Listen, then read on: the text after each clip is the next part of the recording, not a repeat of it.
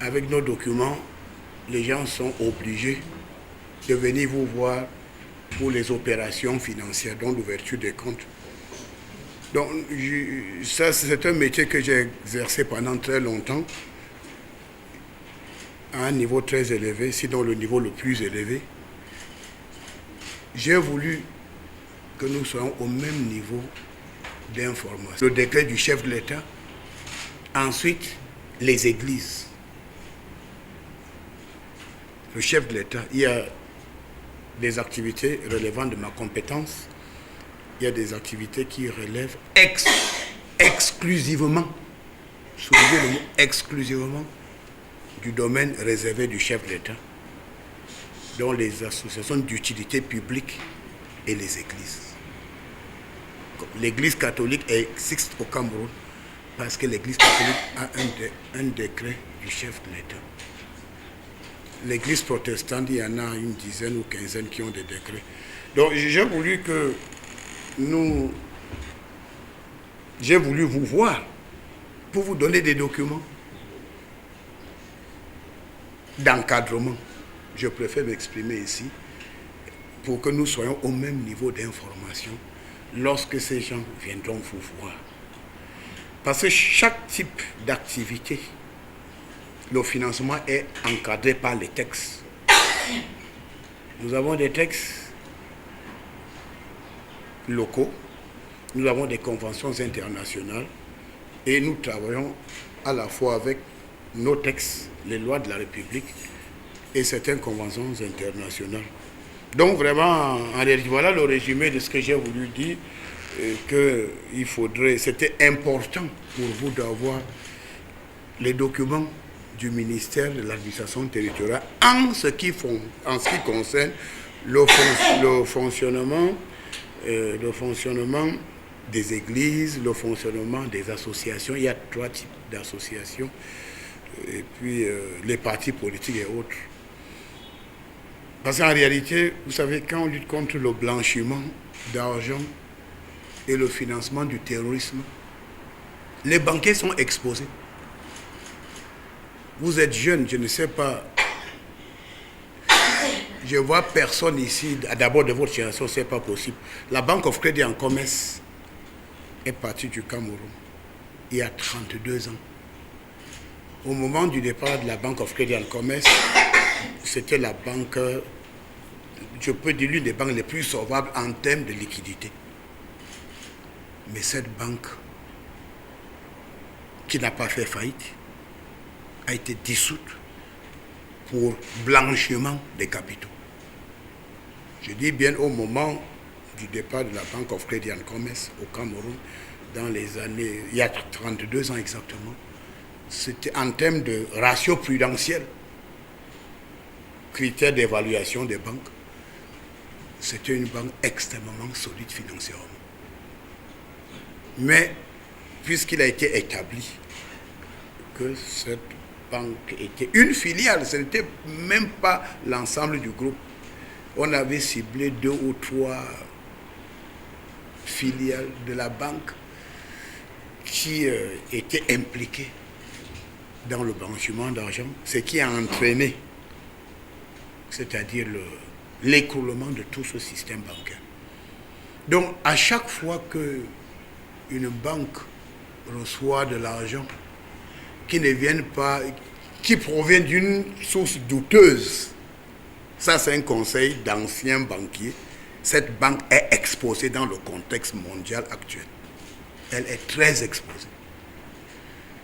Et donc, je veux demander, quand on va essayer d'examiner les documents, on va donner à chaque responsable. Ces documents, vous transmettrez ces documents aux directeurs généraux, financement des organisations à but non lucratif, ce qu'on appelle OBNL. Et nous travaillons dans le cadre de 2 lois. La fiche relative au type de financement des organisations à but non lucratif. C'est le premier document. Are we there? Are we on the same page?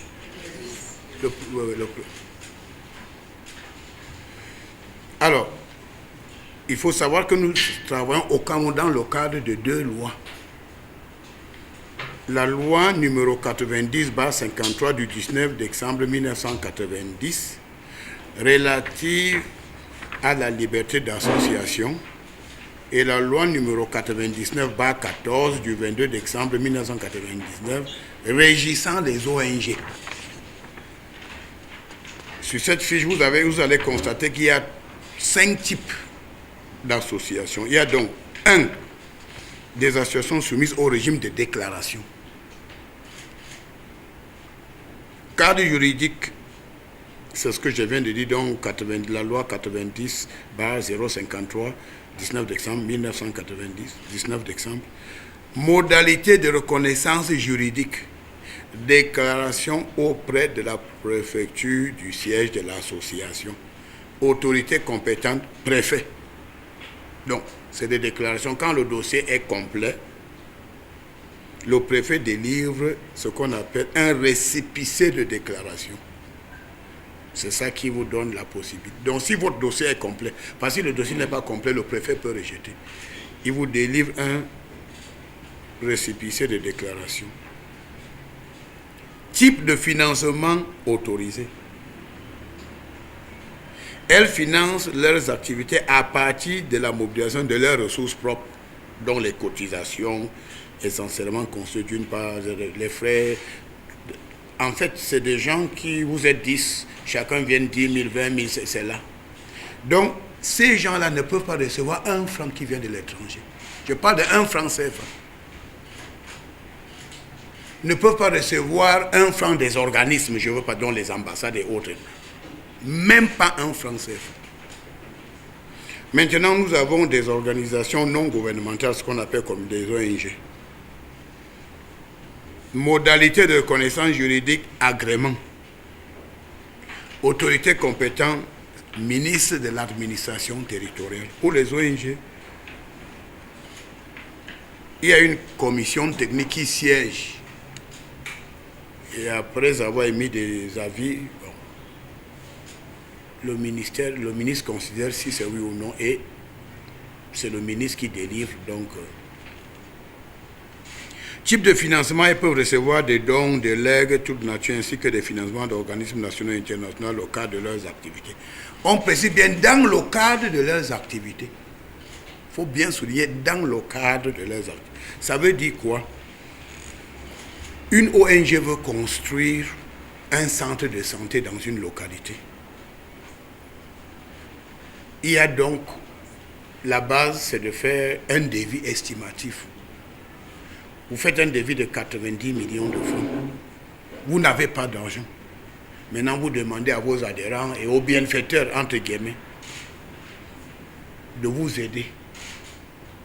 Aider comment? Donc, on vous donne de l'argent pour construire le centre de santé. Maintenant, quand cet argent est disponible, vous venez voir le ministre de l'administration territoriale qui vous donne une autorisation d'encaissement. C'est-à-dire, vous avez un projet de centre de santé qui coûte 90 millions. Et on dit que le frais de fonctionnement sur une année, c'est 12 millions ou 15 millions. Ça fait environ. Le MINAT vous donne une autorisation. C'est sur la base de cette autorisation que vous pouvez que vous pouvez avoir cet argent dans votre compte bancaire. Parce que le MINAT va donc suivre vos opérations, de constater effectivement que vous avez construit le centre de santé, il est opérationnel. Parce qu'en fin de compte, après 12 mois, parce qu'il est dit qu'à la fin de chaque année, vous devez nous donner un rapport d'activité, soutenu par un rapport financier. Voilà les deux. Donc si vous avez le rapport d'activité, j'ai construit un centre de santé, il faudrait que le sous-préfet ou le préfet... Sur ça, parce que quand vous regardez, je vais vous dire pourquoi. Si vous prenez le document numéro 2, parce qu'on n'a pas terminé avec le numéro 1, mais nous prenons le document numéro 2, vous allez voir dispositif institutionnel et légal, schéma de capitaux de financement du terrorisme. Donc, dans cette activité, nous travaillons avec, quand vous prenez la page numéro 2, je lis ce qui est dit. Toute tout organisme à but non lucratif inscrit dans le registre auprès du ministère de l'AT ici. Dans les autres pays, c'est le ministère de l'Intérieur. Maintenant, toute donation faite à un organisme à but non lucratif d'un montant égal ou supérieur à 500 000 francs, 500 000 francs CFA, doit être consignée dans ce registre comprenant les coordonnées du donateur, la date, la nature et le montant de la donation. Voilà ce que prévoit les textes. Il est dit également que toute donation au profit d'un organisme à but non lucratif d'un montant égal ou supérieur à 1 million de francs fait l'objet d'une déclaration auprès de l'ANIF dans le contexte camerounais. Donc au cours d'un contrôle, si je viens dans une banque, je trouve qu'une ONG a 10 millions, 20 millions dans vos comptes, vous êtes automatiquement sanctionné. Et je peux vous coller n'importe quel motif. Mais comme je savais qu'à cause de la tolérance administrative, les gens, donc j'ai préféré que nous partagions ensemble, n'est-ce pas, les dispositions légales qui encadrent les activités des associations, des ONG, et ainsi de suite, ainsi de suite, ainsi de suite. Nous devons être au même niveau. Voilà ce que prévoit le texte. Donc ça veut dire que j'ai un registre. Quand quelqu'un reçoit 500 000, ils viennent chez moi. Il déclare, je note. Et puis, on insiste sur l'identité du donateur. L'identité. Ça veut dire que si dans mon registre, le registre sécuritaire, j'ai identifié M. A et B comme étant les vendeurs de drogue, cocaïne, cannabis, tout ce qui est prohibé. Et je constate qu'il vous a promis un don de 10 millions. Là, je vous signale directement que ce monsieur est fiché dans mes cahiers comme étant un trafiquant de drogue. Donc, vous ne pouvez pas prendre son argent. Voilà, parce que c'est un trafiquant de drogue, est un criminel. Même s'il a 1 milliard, il reste criminel. Et cet argent ne peut pas être injecté dans le circuit financier, de quelque manière que ce soit. Je dis bien de quelque manière que ce soit. Donc, j'ai voulu d'abord qu'on regarde le document numéro 2 pour que nous soyons au set. Voilà donc ce qui est prévu. Vous savez, aujourd'hui à NIF, on nous parle de 16, 17, 18 milliards. Non. Vous devez aller clôturer ces comptes-là. Parce que nous allons commencer des enquêtes rigoureuses dès janvier. Parce qu'en fait, pour que l'argent arrive chez nous, il faut qu'il passe par ici. On dit qu'au-delà de 500 000, l'argent, la loi prévoit, l'argent doit d'abord, je dois savoir, et puis voilà pourquoi nous demandons que l'argent doit être justifié. Si vous me dites par exemple que vous êtes en train d'attendre, on est d'accord que le centre de santé ou l'orphelinat, ou j'espère les puits d'eau, ça coûte, il y en a 10. Chaque puits d'eau, c'est quoi, 10 millions, donc recevoir 100 millions pour 10 puits d'eau en orphelinat, et on verse 1 milliard. Directement, je demande que le compte soit bloqué.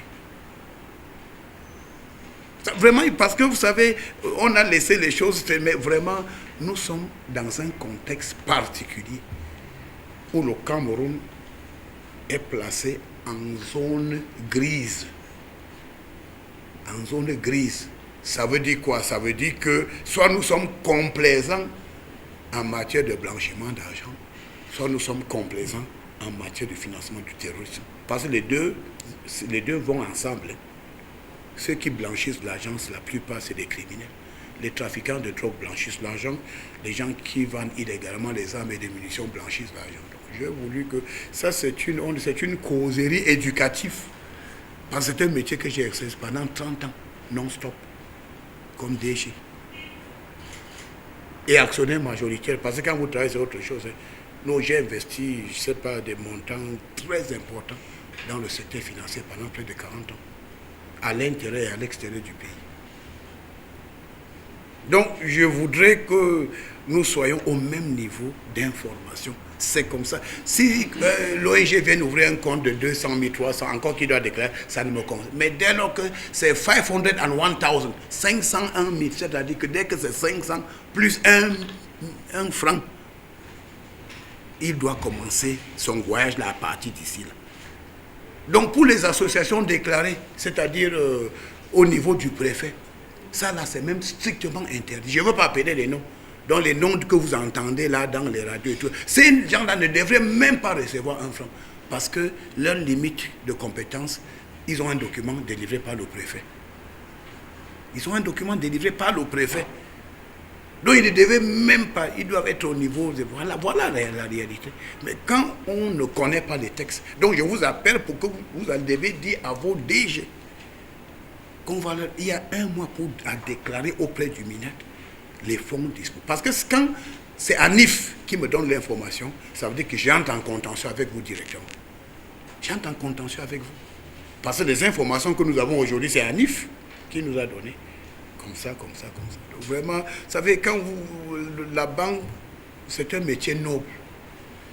Parfois, on est à la recherche de la trésorerie, on a des objectifs à atteindre, mais il y a un genre d'argent qui vaut mieux ne pas prendre.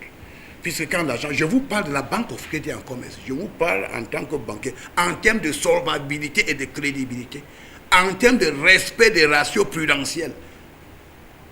Au Cameroun, c'était la première. C'est la réalité. Mais aujourd'hui, la réalité est qu'il y a 2 ou 3... parce que les agences, la filière camerounaise n'était pas concernée. Mais comme c'est venu de l'autre côté, on a dit que c'est toutes les structures dans les pays. BCC avait quoi pratiquement les agences dans près de 120 pays dans le monde. Mais du jour au lendemain, c'était la fin. Protéger les intérêts des clients. Protéger les intérêts des actionnaires. Parce que les banques sont créées par un groupe de personnes, les États qui se mettent ensemble.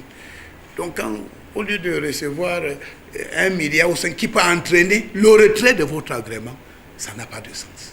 Ça n'a pas de sens. Parce qu'en prenant 500 millions, ça peut organiser le retrait. Non seulement l'agrément est retiré, mais il y a des poursuites. C'est ça, parce que les deux, quand la BCC a été fermée, tous les dirigeants ont fait la prison pendant 10 ou 15 ans. Il y a eu des mandats d'arrêt qui ont été lancés de gauche à droite. Donc, je voudrais donc vous dire, on va donc revenir sur des activités. Bon, non, donc, pour les ONG, donc je vous ai dit comment ça se passe. Maintenant, vous avez les associations étrangères. Les associations étrangères sont agréées par le ministre de l'administration territoriale après avis conforme du ministre des Relations extérieures. Ça veut dire que quand le ministre des Relations extérieures me dit que cette association ne peut même pas fonctionner, ça s'arrête à ce niveau. On dit également que les associations déclarées, elles, devraient fonctionner à l'aide des fonds propres. Toutefois, les associations étrangères reçoivent de manière indirecte des fonds issus des partenaires internationaux. Les 10 fonds étant au préalable centralisés par leur siège. Ce qu'on n'a pas ajouté, c'est que ce qui est valable pour les autres, ça veut dire que si, par exemple, il peut y avoir une association étrangère de tel ou tel pays, au bout de 2 ans, vous voyez le collège, ce n'est pas une affaire que le collège est là. Que ce soit le collège, mais le collège est là. Quand les catholiques disent qu'on va construire l'université catholique, vous voyez l'université est là. Mais le problème avec les autres, quelqu'un vient de faire une déclaration. J'ai reçu de l'argent pour 5 centres de santé. Après, vous trouvez qu'il y a un seul centre de santé. Les autres 5 dans la nature. Quelqu'un vient de déclarer que j'ai des bienfaiteurs qui vont nous aider. On va construire les forages et tout ça. Les forages, et ainsi de suite. Subitement,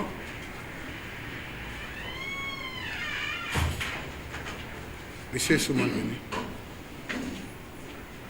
Monsieur Souman, allez vous mettre là.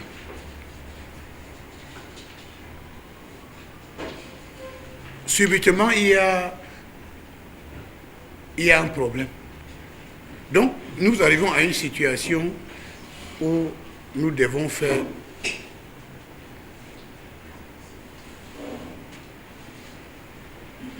Is it over? Is it over?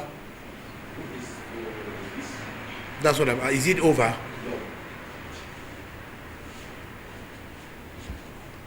Nous essayons donc de gérer maintenant, c'est un rappel à l'ordre. Et pour qui est rappel à l'ordre, nous pensons que nos partenaires, parce que dans le cas des affaires, là, nous devenons des partenaires. Moi, je dérive les autorisations. Ils viennent vers vous pour les ouvertures de compte. Maintenant, vous allez opposer à tous ces gens-là les textes. Voici ce que personne ne doit venir vous voir pour verser plus de 500 000 francs. C'est pas... Mais ce n'est pas pour autant, comme je vous ai dit, mais quoi de plus normal? Les centres de santé, les orphelinats, les puits d'eau et tout ça, c'est pour accompagner l'État. C'est pour aider les populations. Mais qu'on reste dans le cadre strictement légal. Alors, mais qu'est-ce qui se passe aujourd'hui? Il y a une disparité totale entre l'argent reçu et les activités menées sur le terrain. C'est ça le problème. Ou bien on vous dit par exemple qu'on a envoyé 2 milliards à quelqu'un pour une formation des jeunes pour les élections. C'est du bluff. C'est la meilleure façon de blanchir l'argent. Vous avez besoin de 2 milliards ou 3 milliards pour dire que la formation, mais si vous avez l'argent, vous voulez appuyer, allez à Elekam, puisque Elekam est outillé pour ça. Vous n'avez pas besoin de d'autres interlocuteurs. Si vous voulez aider, allez à Elekam, c'est Elekam qui doit vous dire, par exemple, que bon, voilà. C'est ça, il y a un cadre légal au Cameroun pour les élections. Mais quand on trouve 900 millions, 2 milliards, 3 milliards, et quelqu'un vous raconte que c'était pour une forme. Moi, j'ai fait des séminaires tous les jours, je ne dépense pas tant d'argent pour des séminaires ou formations. Donc, il y a eu des pratiques douteuses. Je préfère m'exprimer de cette manière. Mais nous sommes dans le processus de rectification. La rectification des erreurs commises.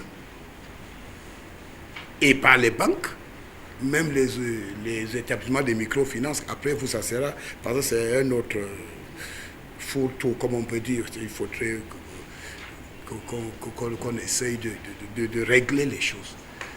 Donc nous donnons de la documentation, nous donnons des documents, nous donnons des textes, nous mettons à votre disposition ce qu'on peut considérer comme les instruments légaux qui encadrent le fonctionnement de ces affaires. Donc nous avons parlé de... Pour les associations, maintenant on parle des associations religieuses. Il m'est revenu que les églises de réveil, on les compte dans les banques. Ça, vraiment, d'ailleurs j'ai demandé à ces gens-là qu'ils ferment avant que nous on arrive, parce qu'on va arriver. Mais pour que ça soit moins douloureux pour eux, je leur dis fermer avant que je n'arrive. Parce que si c'est moi qui ferme, ça sera très douloureux. Donc ces comptes-là, il faut déjà aller les fermer. Je leur ai donné jusqu'au 15 février pour fermer. Les associations, les autres là, qui, ONG associations, on leur a donné déjà jusqu'au 30. Si vous constatez déjà qu'il y a des fonds, vous faites une déclaration auprès du MINAT. Et puis, ça s'arrête à ce niveau. C'est en leur disant de récupérer l'argent qu'on soit déjà au moins sûr qu'après le séminaire, vous avez dit aux gens que compte tenu des textes en vigueur, nous ne pouvons plus garder cet argent. Que les comptes soient clôturés et que le MINAT soit informé que ces comptes sont clôturés et qu'eux, ils ont récupéré l'argent qui était. Comme ça, on va dire que 2025, c'est un nouveau départ. C'est un nouveau départ. Nous parlons de 500 000. C'est comme 5 000. Mais néanmoins, on va encourager les ONG sérieuses, n'est-ce pas, continuer à vaquer à leurs occupations. Il y en a qui construisent. Je suis allé quelque part, j'ai trouvé 3 orphelinats construits par des ONG qui ne font même pas de bruit, pas de tapage médiatique. Et nous leur avons même adressé les lettres de félicitations. Parce que c'était dans des zones vraiment reculées. Nous sommes allés dans parce que comme j'ai fait les tours des régions, nous trouvons dans des endroits reculés, il y a des centres de santé et tout ça, les puits d'eau, et nous leur adressons les lettres de félicitations. Ces gens-là ne font aucun bruit. Mais je voudrais vous dire que ce qui se passait en 2018 ne va plus se répéter en 2025. Parce qu'il y a les partis politiques qui ont reçu de l'argent de l'étranger en 2018. Quand vous êtes parti politique, au sens de notre loi, la loi du Cameroun, vous ne pouvez pas recevoir 1 franc de l'étranger. Je dis 1 franc CFA. Un parti politique agréé par les autorités camerounaises ne peut pas recevoir 1 franc venant de l'étranger.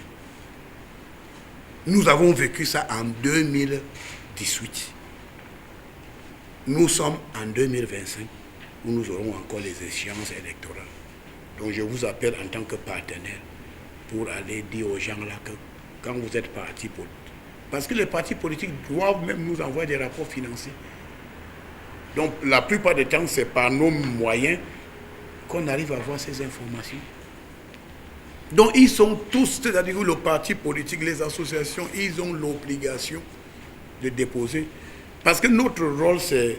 D'ailleurs, l'État du Cameroun accorde un financement aux partis politiques, au prorata de leur représentation nationale. Assemblée nationale, Sénat et municipalité. Nous leur accordons. Donc le financement des partis politiques, c'est quelque chose de légal. Mais le problème maintenant, d'où vient cet argent? Si vous êtes parti politique au Cameroun, vous ne pouvez pas... Monsieur Aïssouma, ils vont le faire, va la faire. Je suis en train de parler, ne perturbez pas ce que je dis.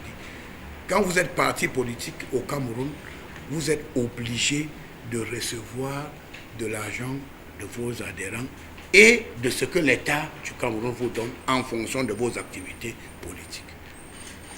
L'argent qui vous êtes quelque part, parce que les partis politiques, ils ont les comptes en banque. Dès que l'argent vient de l'étranger, vous appelez pour dire que non, cet argent-là, on ne peut pas.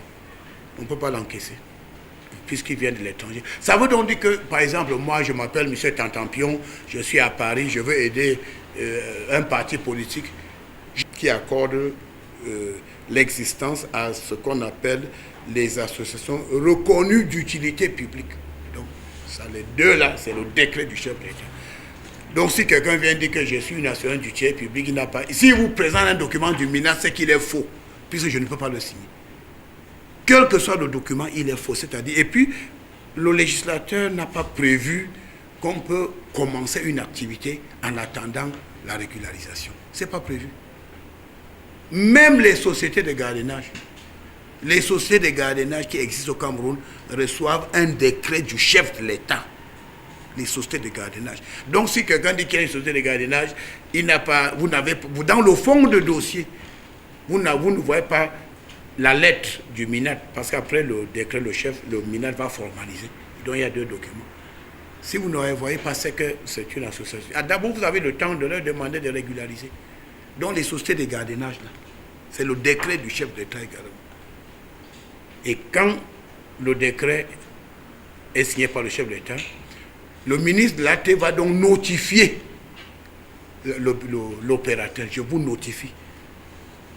Veuillez recevoir 6 juin le décret du chef de l'État qui vous autorise à exercer comme société de gardiennage.